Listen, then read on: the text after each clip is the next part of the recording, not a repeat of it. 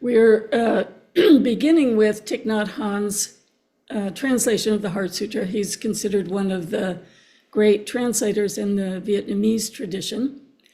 And those of you who come to the Tuesday, Thursday morning meditation, for a long time, we use something from the Japanese tradition, a translation by Tanahashi, one of the great Zen translators. So if you remember, just to go back to where we were last Sunday, we were looking at the difference in the translation of the two titles, just to get a sense of how to express in English this quality of insight. So Thich Nhat Hanh says the insight that brings us to the other shore. Tanahashi talks about realizing wisdom beyond wisdom. And in our tradition, we always start with the view, no matter what subject, what aspect of philosophy or text we're studying, it always begins with the view. And this is very important because we have to know the direction of the fruition in order to take steps towards that direction. And we were particularly identifying that this fruition that we are talking about is an insight. It is a change of perspective, a complete shift, a complete change.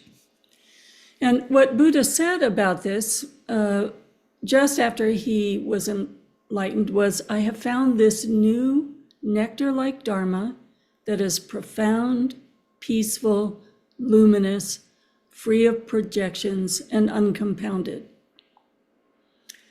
So we will go through these words, but just to say, this insight is profound, peaceful, luminous, free of projections, and uncompounded. And this shift of perspective that occurred for him in meditation happened in a particular philosophical context. So he had explored all the teachings that were accessible to him in his culture, the varieties of Hinduism and Jainism and their many offshoots, and found that his search intuitively knew was going to be for a bigger insight than he was able to achieve in those traditions. It's not saying that there's anything wrong with those traditions. It's just saying he needed to find it for himself, and found the process that he was studying limited at that particular time. And when we start talking about what is a limitation and what is a bigger insight, we're beginning to be very precise. We're beginning to identify particular aspects, the profound, peaceful, luminous, free of projections means free of thoughts, uncompounded quality. And one reason I've waited quite some time to teach this is we had to settle our minds, learn how to concentrate, and to learn how to be a little more precise in our thinking in order to study something a little more subtle. So I was struck at the end of class when we had our discussion. I'm going to say how one student expressed, we were talking about Thich Nhat Hanh's interbeing, and then she expressed it as oneness, and how wonderful it would be to go into a party and feel the oneness of everyone there. And I think we could all relate to that. That is certainly an aspiration. And certainly all of the religions talk about some quality of universal loving kindness and compassion that extends in a way that reaches all beings.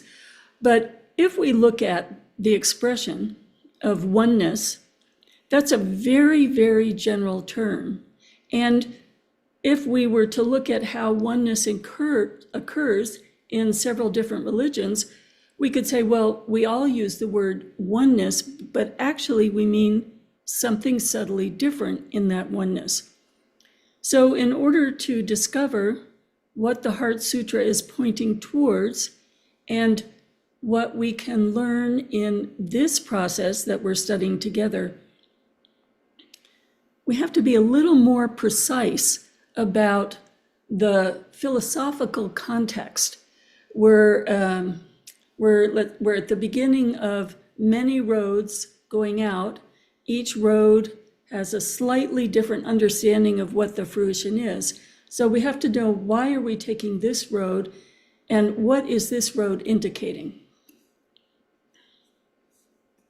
So if we look at world religions, there are basically two kinds: those who believe in a creator or a theistic God, and those who don't believe in a creator or non-theistic. So Christianity, Judaism, Islam, Hinduism, all are examples of theistic religions, and Buddhism is an example of non-theistic. So when we're talking about this insight, it's non-theistic. I had a Christian childhood, in particular, a Catholic childhood. So when I was young and thinking about mystical spiritual experiences, I would think about seeing an external saint, perhaps. And in Buddhism, that's not where we're putting our efforts. It's non-theistic. So then within non-theistic, there are still more distinctions. Those that assert an Atman, or an external soul that is unitary and permanent, one way of saying oneness and unchanging, this universal soul or Atman, or Buddhism, which doesn't posit an external soul that is unitary and permanent. So Buddhism is not positing some universal one soul. We talk about the Dharmakaya, but it's not the same thing as an Atman. And then within this group, there are those that believe in rebirth and reincarnation, and those that do not. And within reincarnation, those that believe in liberation from the cycle of reincarnation, and those that do not. So Buddhism believes in rebirth and liberation, and that liberation is an insight, and that insight is not what is described in theism, and is not a universal soul. So we're training our minds to really understand this particular road, so that we don't just start blending all things together and not understanding anything, because we're thinking in generalities, not in specifics. If we start understanding specifically what Buddhism is leading to, then we can say, oh, well, there are parallels, and we understand where the parallels overlap and where they don't, and why. So we're using what we have learned in shamatha and vipassana to think in a very clear way, and not to half understand a lot of things, but really understand as best we can those things that we're interested in very, very clearly. And I'm saying this for a number of reasons. And one of the reasons is it's just so easy to think about these topics, interbeing, let's say, that Thich Nhat Hanh is so fond of saying is an English word that has to do with boundlessness, insight, emptiness, as, oh, I get it, it's just like this, I understand it, as opposed to, I really need to understand what he means in order to see what does it have in common with my own spiritual journey so far, and does it offer me something that I can grow with. There was a study done, and honestly, it was in my notes from a long time ago, so I can't remember where I found this study, but it was scientists who were scanning the brain while students were learning physics. And so physics contradicted their childlike experience and their unexamined experience. It presents a very different view of reality, the nature, let's say atoms and everything. It's been a long time since I took physics. Anyway, very different from this unexamined lived moment.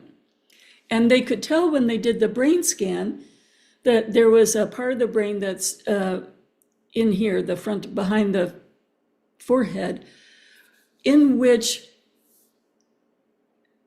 the thinking is suppressing other kinds of thoughts.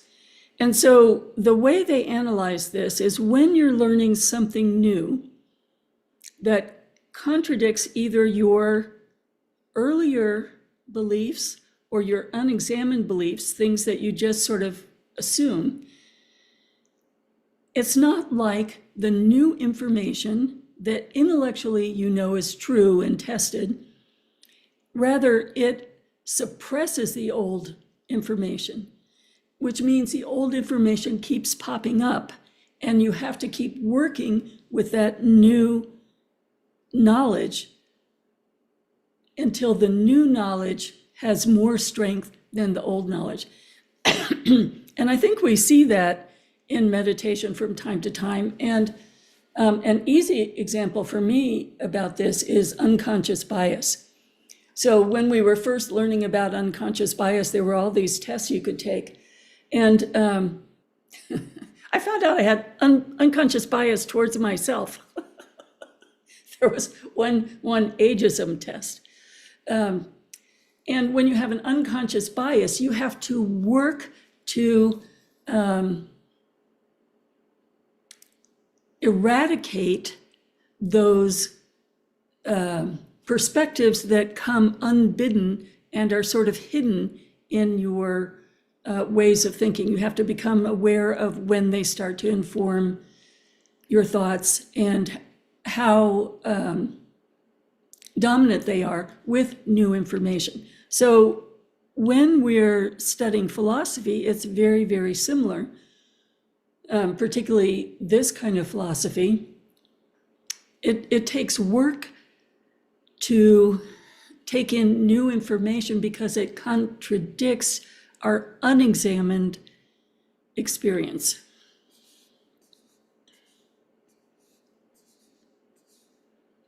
So what's interesting to me about Buddhism is that Buddhism says, okay, they certainly didn't have the scientific data, but they had a great experience in terms of different kinds of minds and how people learn.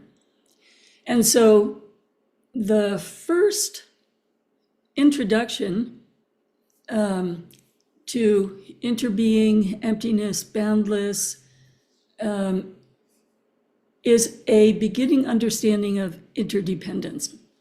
And for those of you who started to read Thich Nhat Hanh's commentary, in the introduction of the very short book, and I'll ask Annie to put the link to the PDF of both the Heart Sutra and this freely offered PDF of the Heart of Understanding. In the introduction, he talks about looking deeply. And this quality of looking deeply is an expression of interdependence. So the Heart Sutra is building a case that we see ourselves as separate, we see others as separate, we see the world as separate, and Thich Nhat Hanh is building the case of interdependence. And I'm going to approach it this morning from the perspective that I received from him directly. Of course, he talked about this topic quite a bit, but he gave a talk on how to help a family that was in mourning. And I just found it so beautiful. I have such a distinct memory of it. So he was standing on stage, and this very dedicated student came up, and she was in the middle of anticipatory grief and wanted to know how to help herself and help her family. And this is very human.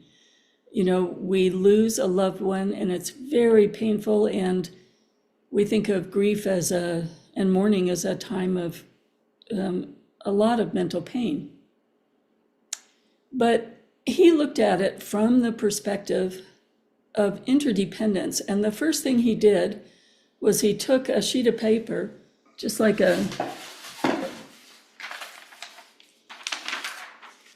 normal sheet of paper, and he lit it on fire. It was a little dramatic on stage in a building these days. So he lit it on fire and he let it burn all the way to the ash. And then they had a thing for him to drop it on. And he was saying, and you could almost feel, he was saying he could feel the heat of the fire on his skin. And we could almost, even though we were a distance from the stage, feel it on our skin. And if we are feeling it on our skin, then we're not separate from the fire, are we? There's the paper is changing, that change is producing heat. We're visually taking it in, so it's part of our experience, and we're feeling it on our skin, so it's part of our experience. In India still today, if there's a death, there's a cremation, and you would be with your loved one as the body was being cremated. So you would be feeling the heat produced from the fire and the body. And so that means you, the fire, and the body are not separate. All three conditions make the heat that you would be feeling. Then he said, the smoke has particles of ash, and those particles of ash go up into the sky, and that's what forms clouds. The dust particles, the ash particles, form a cloud. So that means your loved one, the fire, yourself, and the clouds and the smoke are not separate.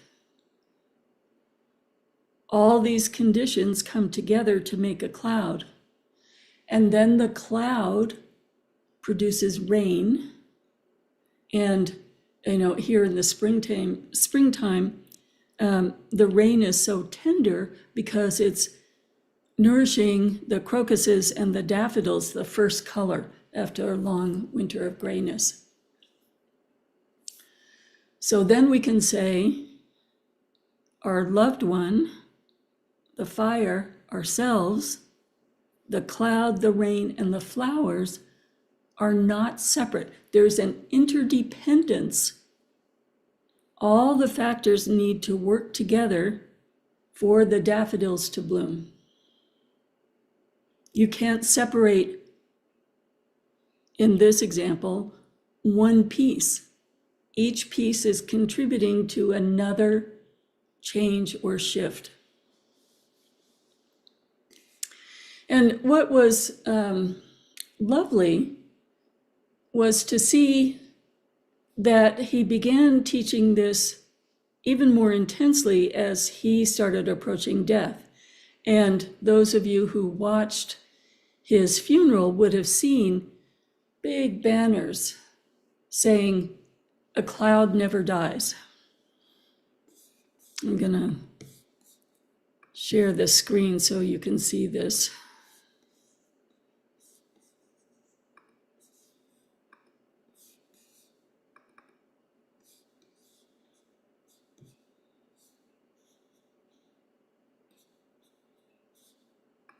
Okay, there we go. A cloud never dies.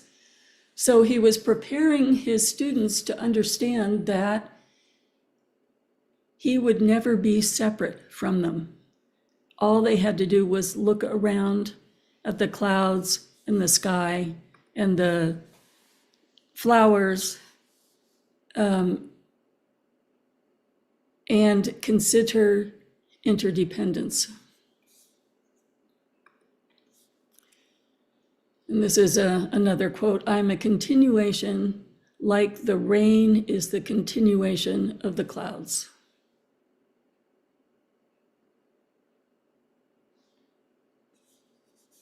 I'm a continuation, like the rain is the continuation of the clouds.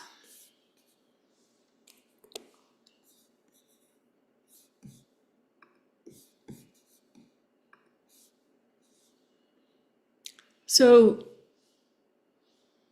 if we think of the perspective of interdependence and continuation in the process of interdependence, we can understand what he means by "a cloud never dies." And we can start to see something about the process of a doorway into the Heart Sutra with the lines of "no birth, no death." We'll go much more in deeply when we get to it, but he's presenting interdependence and interbeing.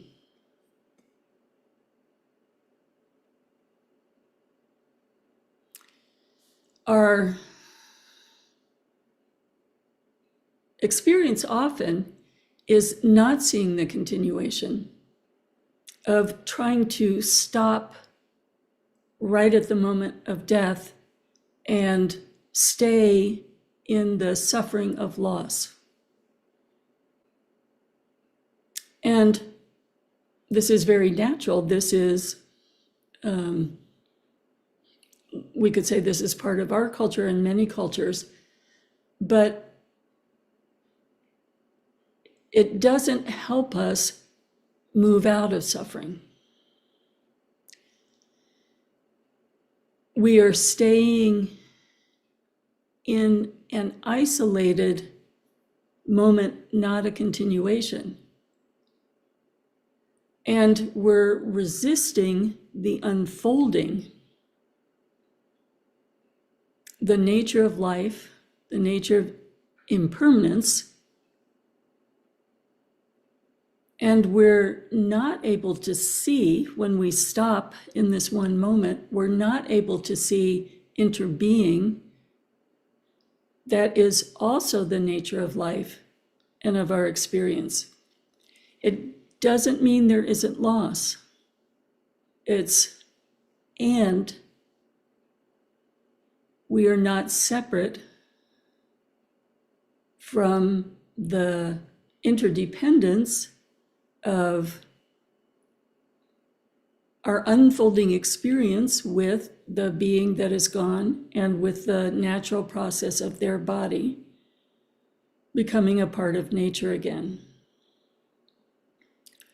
So he's turning our mind towards continuation, interbeing, as opposed to the suffering of loss and the interruption of continuation and interbeing.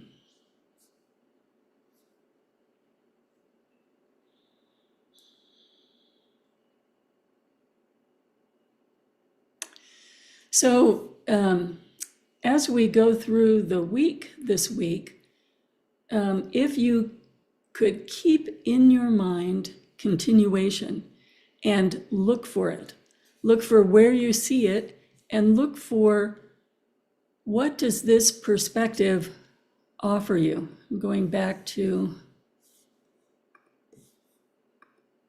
my favorite continuation these days. One of the things I contemplate is I meditate a lot of mornings at dawn. And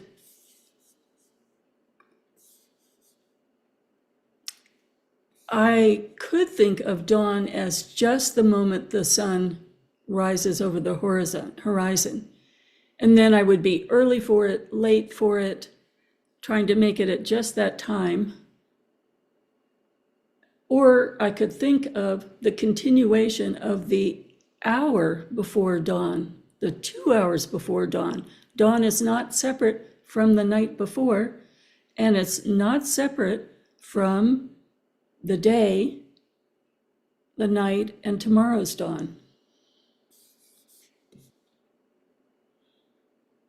So this connects not an isolated moment that, I might judge or not judge in terms of color, et cetera, to an unfolding process that has layers of subtlety. And I have to say, I put it on a gray background today because today is so overcast that it was just shades of gray going from black to this gray, and now it's a little lighter. So I invite you this week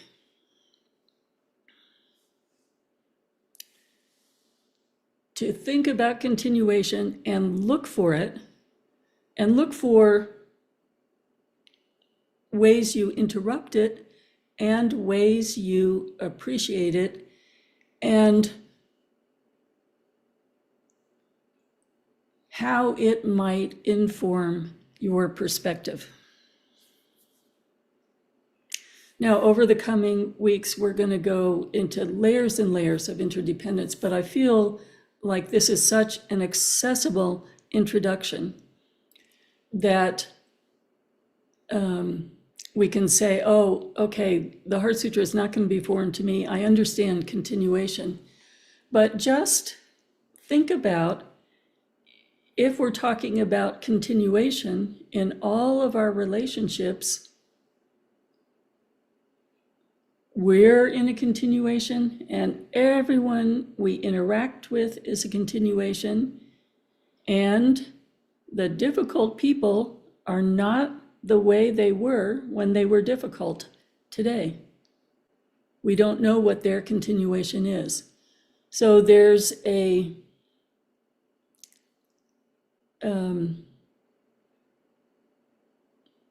accessible introduction and a way to contemplate how it might be useful for you. So let's just sit for, let's say, 5 minutes thinking about this teaching from Thich Nhat Hanh, looking deeply at interdependence. And I'll put his beautiful calligraphy up.